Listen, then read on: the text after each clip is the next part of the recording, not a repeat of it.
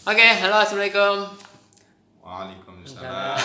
Saya Hasbi bareng Mas Heri dari Bulakamba. saya dari Iwan Ketanggungan. dari Banjararjo. Oke, kami sedikit sharing aja gimana sih cara-cara bikin DD. DD itu deskripsi diri untuk sertifikasi sebagai pendamping sosial PKH.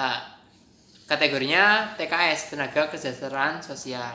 Oke, Mas Imam, kita mulai dari mana dulu, Mas? Ya, kita harus cari ini kasus apa yang akan diangkat untuk DD ya.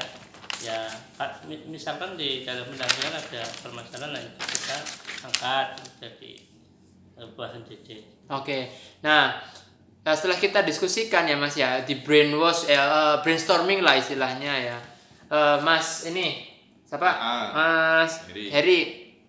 Masalahnya yang paling deket tuh apa Mas? Yang harusnya kita gali Mas, menurut Mas? Masalah yang tadi terjadi, contohnya tadi ada burekol, Ya. KPM itu ada beberapa yang memang belum menerima buku tabungan sama KKS, Ya. sehingga di situ pendamping diwajibkan ataupun dibutuhkan untuk melakukan pemrosesan burekol tersebut, Mas. Oke, jadi burekol bisa masuk ke DD asal asal berhubungan dengan tugas dan fungsi kita sebagai pendamping sosial PKH, benar nggak? Ya, Nah, oke, bisa. jadi ada yang bilang nggak boleh, ya sempat saya tanyakan ke pemateri waktu BIMTEK, boleh asal masih terkait dengan tugas dan fungsi kita sebagai pendamping sosial PKH. Nah, kemudian lanjut ke masalah apa yang harus kita angkat. Lanjut apa lagi Mas? Ya, kapan dan di mana masalah itu terjadi ya? Nah, Kapan, terus apa lagi? pihak-pihak yang terkait dengan masalah tersebut, siapa yang bertanggung jawab, Oke. kita harus kemana. Oke. Terus mengapa masalah itu terjadi Mas? Ya, masalah itu terjadi kenapa yang Oke. dilakukan oleh KPM itu kan sering terjadi pengaduan. Nah, itu kita angkat aja. Oke. Nah, kemudian di breakdown tuh ya, si dalam satu poin tadi masalahnya apa, di mana pihak-pihak yang terkait dan kenapa masalah itu terjadi. Kemudian kita gali dalam poin selanjutnya, berdasarkan hasil tersebut uraikan langkah-langkah penanganannya masing-masing aspek sekurang-kurangnya 100 kata. Coba Mas Imam jelasin apa aja Ya, tuh. itu kita harus melakukan pendekatan awal, Terus lanjut ke mengidentifikasi masalah. lanjut ke Terus ada rencana pemecahan masalah. kemudian Kemudian itu ada melaksanakan pemecahan. lalu Dan mengevaluasi hasil yang dicapai, kemudian terminasi atau pengakhiran penanganan masalah. nah dari permen tersebut kita diskusikan bareng Mas Heri juga. Gimana Mas? Dari masalah burekol tadi pendekatannya kita ke mana dulu Mas? Pendekatan dalam kasus ini yaitu yang pertama kita gali dulu informasi ya, dari KPM siapa saja yang bermasalah dengan burekol. Kemudian setelah itu kita identifikasi masalah. Identifikasi masalah ini di situ ada Ketidakmengertian KPM untuk mengakses informasi tersebut gitu. contohnya seperti itu, KPM itu masih banyak yang bingung bagaimana caranya untuk melakukan pemrosesan burekol. Iya. Nah, kemudian di situ ada juga potensi atau sumber yang bisa dimanfaatkan, yaitu adanya komunikasi dari pendamping terkait dengan adanya rekom, kemudian berkas-berkas yang harus disiapkan untuk kegiatan burekol tersebut. Nah, terus rencananya kita harus ngapain Mas? Nah, untuk rencana pemecahan masalahnya yaitu dengan cara KPM diberikan informasi tentang macam-macam kebutuhan ataupun kelengkapan data yang harus disiapkan.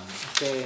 Setelah itu nanti kita masuk di pelaksanaan pemecahan masalah. Jadi berkas-berkas yang ada yang harus disyaratkan itu kita siapkan selaku pendamping, dari mulai surat keterangan dari Dinsos, surat pernyataan dari KPM, terus print out data rekening KPM di EPKH, kemudian fotokopi KTP KPM, fotokopi KK KPM, dan formulir dari banknya. Lanjut ke mengevaluasi ya Mas ya. Evaluasi. Apa yang udah dievaluasi Mas?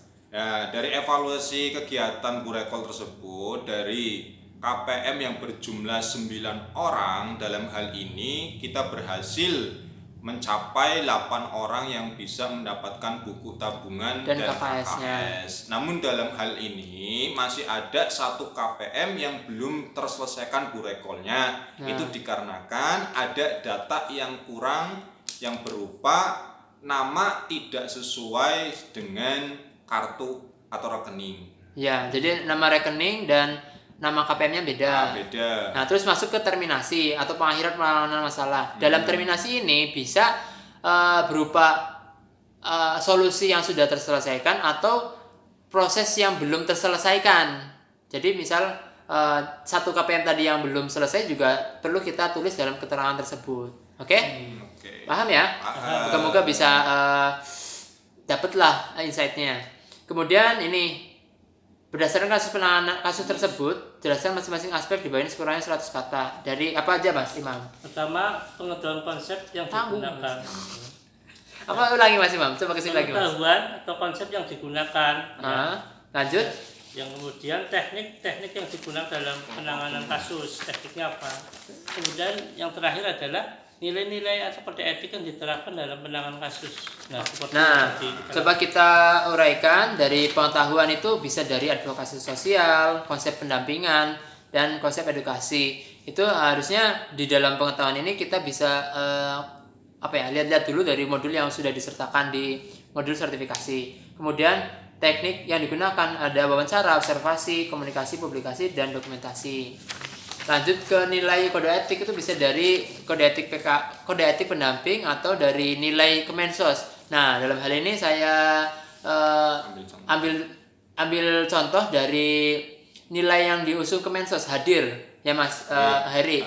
Itu contohnya apa aja, Mas? Hadir itu apa aja sih? Nah, hadir itu ini humanis, adaptif, dedikatif, inklusif, dan responsif. Dan nilai-nilai tersebut kita terapkan dalam kasus yang tadi. Oke? Semoga bisa membantu dan mencerahkan ya. Sukses untuk kita semua. Kemensos hadir. Ini orang bisa mati.